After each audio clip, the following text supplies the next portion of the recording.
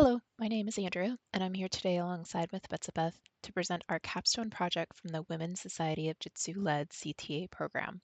Our presentation, Adapting to Malware from Early Threats to AI-Driven Cloud Attacks, will explore the evolving landscape of cybersecurity. We'll begin by establishing a foundational understanding of the historical progression of malware and ransomware, highlighting the key evolutionary steps that have led us to this current landscape. We will then review ransomware in the cloud and provide a case study demonstrating how this ransomware works. Finally, we'll address the unique challenges this poses to cloud security and explore the technical mitigations that organizations can deploy. Let's take a rapid tour through malware history. Created in 1971, the Creeper was the first self-replicating worm to jump through a network infecting multiple machines. The message "Catch me if you can" displayed when infected. This is when the first known antivirus was created, the Reaper worm, to destroy the Creeper worm. This early confrontation holds a significant place as it was the first time a program was created to combat another. In 1982, the Elk cloner was the first computer virus to replicate itself using a floppy disk. Affecting only Apple machines at the time, it would dig into the system memory and infect any clean floppy inserted into the infected machine. On the 50th infected floppy, the following poem would appear. And while both were fascinating, none of them caused any destruction outside of causing slow performance. In 1999, the Melissa virus, a macro-based attack, targeted Outlook and Word users emailing the first 50 contacts on the infected machines list. Email servers struggled from the unexpected onslaught and inboxes overflowed. It was the first time organizations felt an urgency for security. 1 year later, I Love You appeared. Unlike the Melissa virus, I Love You was not limited to Word, Outlook, or just 50 contacts. It reached out to the entire address book. I Love You disguised itself as a .txt file, but a script was embedded within the file. The attacker hid the true extension, which was a .vbs file, and then it propagated itself to all the contacts and would attempt to download malicious files and steal cached passwords. It caused massive disruption as email servers were overwhelmed. In 2008, Stuxnet infiltrated Iran's air-gapped nuclear program via infected USB drives. It then secretly reprogrammed Siemens PLCs to physically damage centrifuges by manipulating their speeds while simultaneously deceiving operators with false telemetry data. Now let's pivot to modern-day ransomware. This pervasive threat fundamentally shifted the perception of cybersecurity, making its urgency acutely clear to professionals as its devastating financial implications became undeniable. WannaCry was a self-propagating ransomware cryptoworm that caused a massive global cyber attack in May of 2017. It leveraged the Eternal Blue exploit stolen from the NSA to target a critical vulnerability in unpatched Microsoft Windows systems, specifically the server message block, the SMB protocol. Once infected, it encrypted files on the victim's computer and demanded a Bitcoin ransom for their release, causing widespread disruption to organizations. This incident served as a stark reminder for cybersecurity professionals of the importance of timely patching, comprehensive vulnerability management, and robust incident response frameworks to prevent and mitigate such pervasive threats. The NotPetya attack in June 2017 was a highly destructive cyber attack disguised as ransomware, primarily targeting organizations in Ukraine but quickly spreading globally. It leveraged multiple propagation methods, including the Eternal Blue exploit and Mimikatz for credential harvesting and lateral movement. Unlike typical ransomware, NotPetya's encryption mechanisms was designed for data destruction, overriding the master boot record and rendering systems unrecoverable even if a ransom was paid, indicating its true intent was disruption rather than financial gain. Bootloader, an evasive JavaScript malware loader, emerged in 2020, primarily distributed via SEO poisoning attacks, where attackers manipulated search results to direct users to malicious websites. Upon execution from seemingly legitimate business document templates, it functions as an initial access broker. This allowed deployment of sophisticated second-stage malware payloads, including ransomware, banking trojans, and remote access tools. Next, Betzabeth will walk us through a case study on the Black Cat ransomware. Yes, so I'll be going through a case study on the Black Cat or Alfie ransomware. So, what is this ransomware group? This was created by Russian speaking cybercriminals as a ransomware as a service. It first emerged in late 2021 and it is written in Rust, meaning it can run in both Windows and non Windows systems. Some big differentiating factors that made this group so popular includes generous payout for operators. Typically, it is only about 70%, but with this group, it was around 80 to 90%. They're also a triple threat, and this means that victims have to pay to decrypt files, to not have the data published online, and to not launch a DDoS attack. This group also launched one of the first public data leak sites on the surface web, as opposed to the dark web. So, when we talk about ransomware, it is good to know what the attack processes, or also known as the attack chain, look like. So, we first start with initial foothold. This is typically done through spear phishing or vulnerable services. Then we move on to lateral movement, spreading across the network for maximum impact. Then exfiltrating that valuable data, encrypting the data and the system, and then moving on to the ransom note delivery. This is typically done through an email, a file found on the encrypted system, or even a wallpaper where they change the desktop. And then finally, impact. So you'll see here data, financial, reputational. All this impact comes back to the victim. Now, let's take a look specifically into the Black Hat ransomware attack chain. You can see here it's a lot more detailed. In this case, Scattered Spider, a cyber criminal group, was using this ransomware, and this is how they carried out an attack. So they started from moving through user accounts to cloud infrastructures. Then they did reconnaissance for lateral movement, persisted in the access in the cloud infrastructure. Then they went on to impair security tools for defense evasion. They accessed the credentials. Then they did the data exfiltration. And here you can see that they leveraged several tools. And then finally, they moved on to the ransomware deployment. And so this is where all the impact happens regarding the ransomware and encrypting the system. So now let's take a look at these specific parts.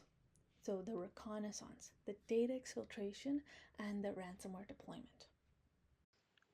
OSINT reconnaissance is the initial phase where the team proactively gathers publicly available information about the target organization without any direct interaction with their systems.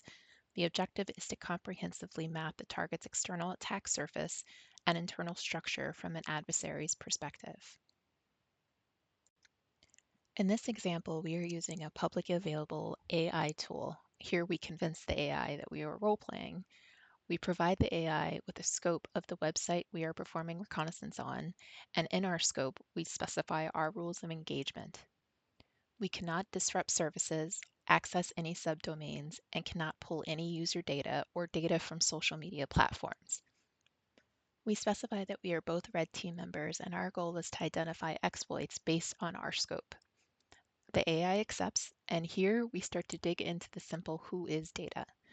While this data is an easy find with a web search, we will be using the tool to push a little further, gaining more information on the website and its weak points. We also go over how to analyze DNS records where the AI breaks down why this is important. Let's move into the core technologies of the website. Here, the AI identifies this as a WordPress site, along with the type of web server they are currently using. We also see they are using SQL and PHP. On the right, our AI red teamer provides Google Dork scripts to pull images, documents, files, possible login areas, along with locating any misconfigurations on the site. The AI is still role-playing, then begins to simulate a command. Due to our scope, we are not requesting it to access any domains or requesting it to exploit the site. We simply ask for guidance on the site's weaknesses and steps on how to exploit.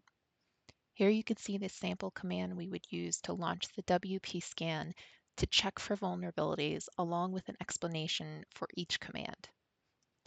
To the right is a sample output of what we would receive from that command. Here, our AI emphasizes on input point identification, involving manual inspection of browser developer tools and network traffic for user-controlled data. It then focuses on creative payload crafting and fuzzing using tools like Burp Suite's Repeater and Intruder to observe application responses while cautioning against denial of service attacks.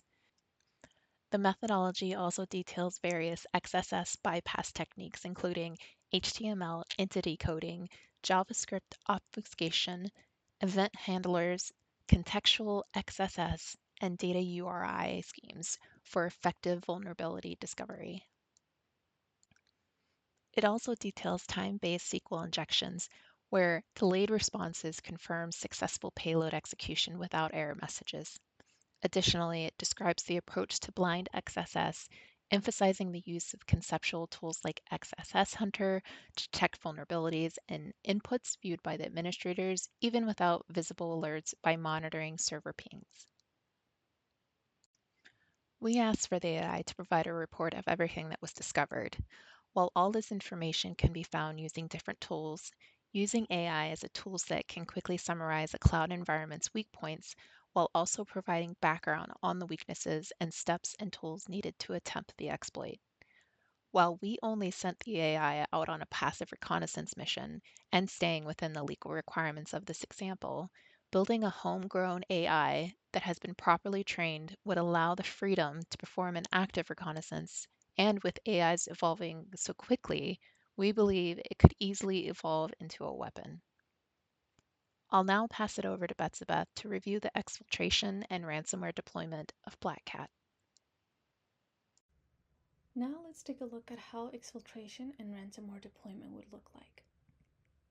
So typically, Alfie first collected the data and then compressed or archived it for easier movement. For the exfiltration specifically, many tools have been observed being used, including Xmatter or cloud storage services such as rclone and Megasync. They would also delete all the volume shadow copies so that there would be no way to restore the data, unless of course you had backup stored in separate locations and were able to do that. And then once that data was exfiltrated, they would use it for extortion. Here we see they posted online for others to see that a specific company was hacked, and then they even posted a portion of that exfiltrated data. And they urge it can still be fixed, of course, if you pay the ransom. Now on to the actual ransomware deployment and encryption of your data. For the Black Hat ransomware, it was run with an access token and optional parameters. This access token was actually a method for evading sandbox environments. The malware configuration has a list of services or processes to be stopped, list of whitelisted directories or files, and also a list of stolen credentials of the victim. Encryption of the files is done using the AES algorithm. Then that AES key is actually encrypted or wrapped using an RSA public key from the configuration. This results in a wrapped AES key, which is a secure encrypted version of the original AES key. And then finally, the desktop background is changed to show a ransom note. Here you can see an example of it. So typically it's along the lines of, hello, something happened, your stuff has been encrypted, you have so much time, here's where you pay us. If you remember, in the Black Cat ransomware attack chain, we could actually see some cloud services that were being targeted. So we wanted to include more information on cloud environments and how ransomware looks like in it. So, as you may know, cloud adoption is accelerating across all industries. This means now that sensitive data more commonly resides in the cloud, which translates to cloud environments also becoming more increasingly targeted by threat actors. The most common attack vectors for cloud environments include misconfigured settings, compromised credentials, insecure APIs, lack of MFA, or over-permissioned accounts. Now I'll go over a demo of ransomware being deployed in AWS S3. So, fortunately, I didn't have to actually deploy ransomware in my cloud environments. Instead, there was an AWS workshop that provided ransomware deployment simulation scripts. So, the infrastructure was set up using AWS CloudFormation, and then that ransomware is simulated via the AWS Cloud Shell. Then, for the detection and investigation, that's conducted through the CloudTrail. So, here you see the scenario they wrote up. A strange Amazon S3 bucket has appeared in your AWS account. Upon further investigation, that S3 bucket contained what appears to be a ransom note. And so then we go on to determine the scope, determine what has been taken, and check what data has been deleted. And here I have a video of that demo.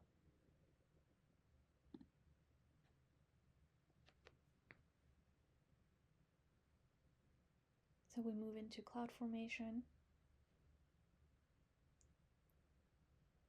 Through here, we're going to create the infrastructure we need.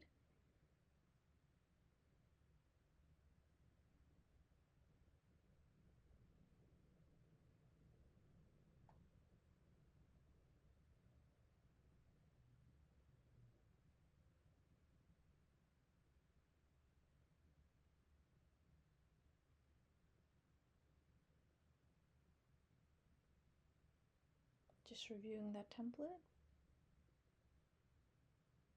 and submitting it.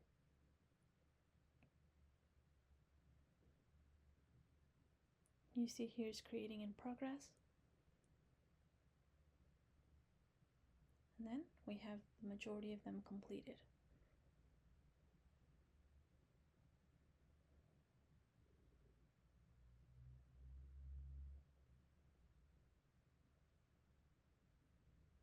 Now we'll move on to deploy that script for the ransomware.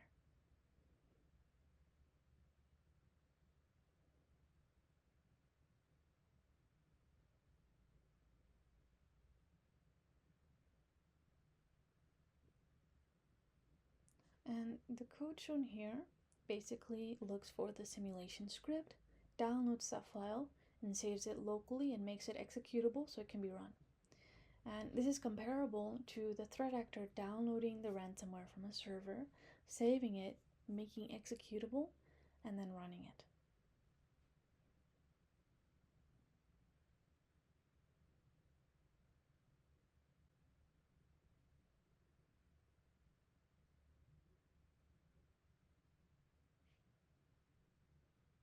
And then here we run it. You see here it's creating a directory. It's completing phases.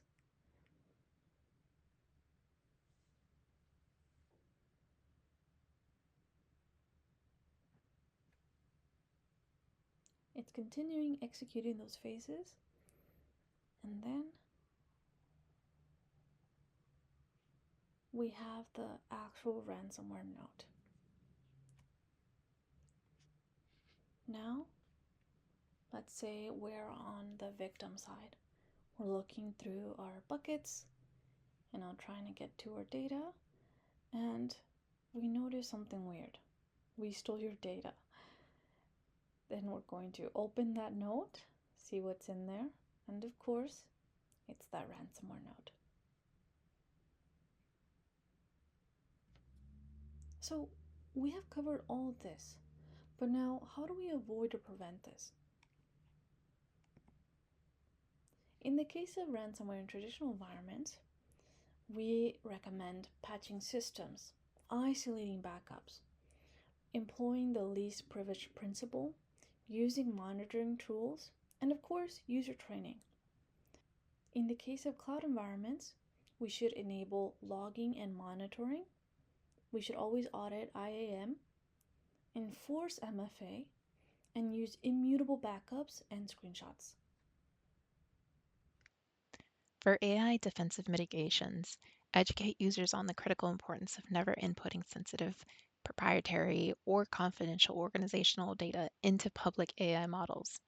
Our example today did not include active reconnaissance, but an untrained user inputting sensitive information into the model's knowledge base. For example, can you tell me if my current password is strong? or an employee enters API keys, proprietary code snippets, or client data, AIs will retain this information in its memory and logs. Define your organization's policies regarding appropriate and prohibited uses of AI tools. Perform this regularly. Implement and configure DLP solutions to monitor and block the exfiltration of sensitive data to public AI services. Restrict access to public AI tools if it does not meet the data privacy and compliance laws in your area. Evaluate the security and privacy practices, read their terms of service, privacy policies, and any available security certifications. Know how long the provider retains your input data and generated outputs. Lastly, once trained, use the tool. I know this sounds backwards, but knowing your weak points that an attacker can see can help identify misconfigurations, weak points, and build a stronger foundation. Just be cautious on what you input. Thank you.